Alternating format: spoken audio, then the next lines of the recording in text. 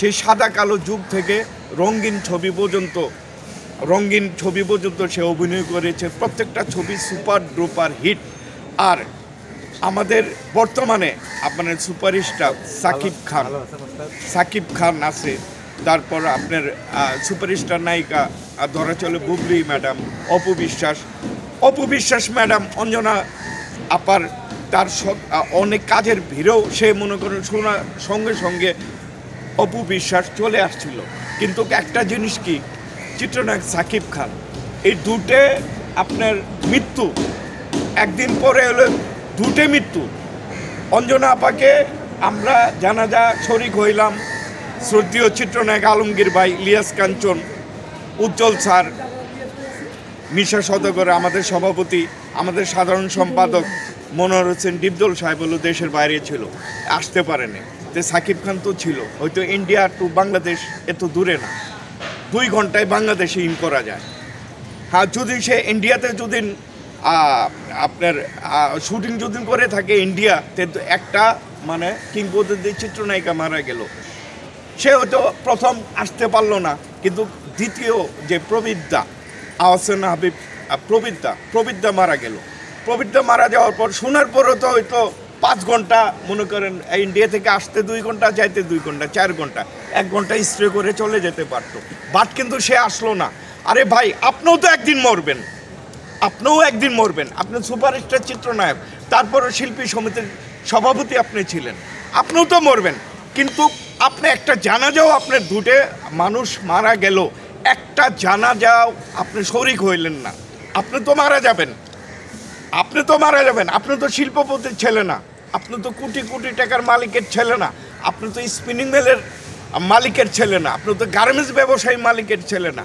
আপনি এফডিসি থেকে আসছেন, এফডিসিতে শুটিং করছেন, আপনি নায়ক হয়েছেন, মানে এফডিসির মাটি কামড় দিয়ে আপনি নায়ক হয়েছেন। আপনি ডাইরেক্ট এসে কিন্তু আপনি নায়ক হন নাই, আপনাকে কে দিয়েছে? আজিজ রেজা আপনাকে নায়ক বানাইছে। আজকে বোঝা যাচ্ছে যে আপনি মারা গেছেন, আপনার জানাজায় কেউ আসবে না, অনেক অভিমান। যেমন নৃত্য পরিচালক সাইফুল কিন্তু বলেছিল যে উনি যদি মারা যায়, সাকিব খান যদি মারা যায়, সাকিব খানের জানাজায় আমরা আসবো না। সে অনেক দুঃখের সাথে কথা বলছে। ইন্ডিয়া টু বাংলাদেশ বেশি দূরে না। আপনি মনে রাখবেন, আপনি 2টা জানাজায় অ্যাটেন্ড করেন নাই, আপনার সম্মানিত সভাপতি ছিলেন শিল্পী সমিতির, আপনি আসেন নাই। কিন্তু সবারই একটা প্রশ্ন যে এই যে অঞ্জনা ম্যাডাম, প্রবীর মিত্র মারা গেল, কিংবদন্তিরা মারা গেল, সুপারস্টার নায়ক কিং খানকে দেখতে পেলাম না, এটা কিন্তু সবাই, সারা বাংলাদেশ, সারা বিশ্বের লোকজন কিন্তু প্রশ্ন করেছিল। যেহেতু আপনি এখন বাংলাদেশের কিং খান, সর্বোচ্চ পারিশ্রমিক আপনি নেন, কিন্তু এই জন্য পিপল, যারা দর্শক আছে তারা প্রশ্ন করতেই পারে। আমার কাছে একটা প্রশ্ন, আপনি মারা গেলে আমিও নাও আসতে পারি, সাইফুলের মতো একই কথা, আমিও নাও আসতে পারি।